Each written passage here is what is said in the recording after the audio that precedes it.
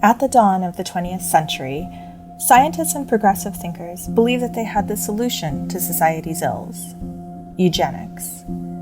They sought to breed better humans with social Darwinism, viewing upper-class white people as the sole model of good genetics. This led to laws that sought to eliminate undesirable people through various means, especially reproductive sterilization. Put Me Back Like They Found Me centers the stories of cis female survivors of forced sterilization in the United States. I embroider their portraits as a nod to domestic labor, with thread as a metaphor for life. For living survivors, the work is a collaboration between the women and myself.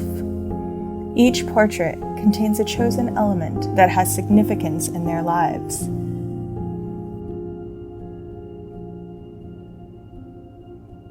Hospital gowns display painted text that focus on various survivors and the sufferings that they have endured.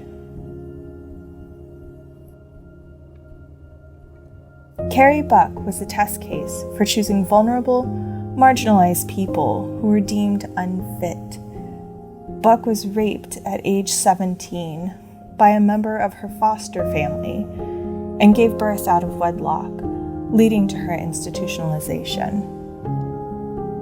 Her trauma intensified when her case was selected to go before the Supreme Court in 1927, which she lost and was subsequently sterilized.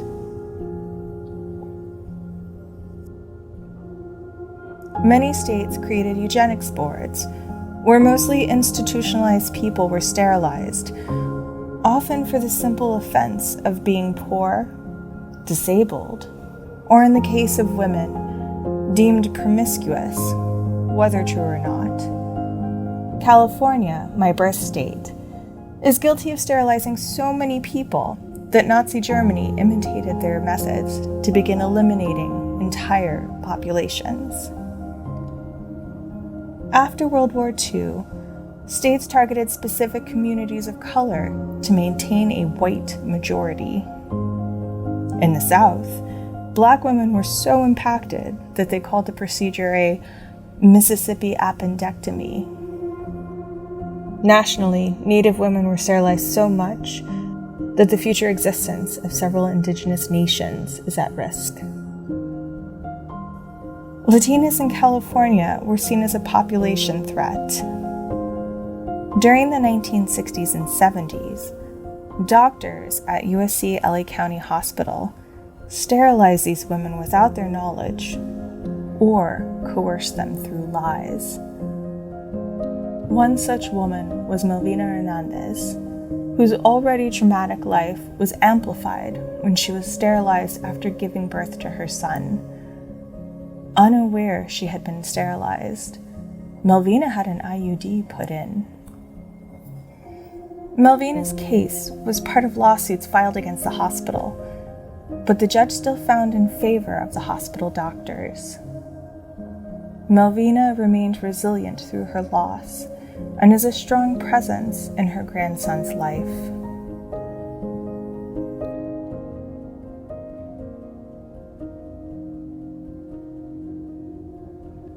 It's hard to know how many people have been sterilized, partly because private doctors and institutions would not tell their patients about the extraneous surgeries that they were performing.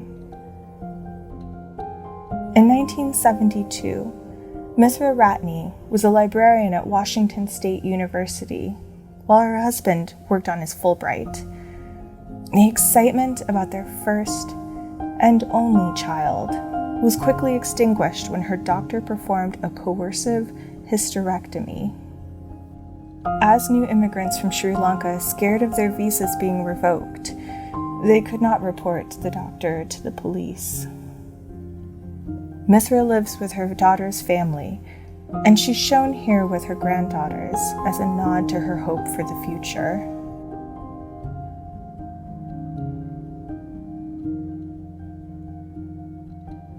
Through several movements that fought for reproductive rights, The era of sterilization boards eventually came to an end, leaving in their wake a wound that has never fully healed. But the past is not just present. It never left. California was investigated in 2014 for sterilizing incarcerated women without adequate consent. Over the past few decades, judges have pushed sterilization to defendants to mitigate their sentences.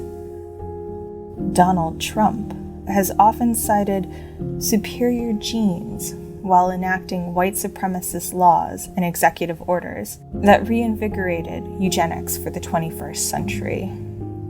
This includes the atrocious sterilizations of detained women in ICE concentration camps.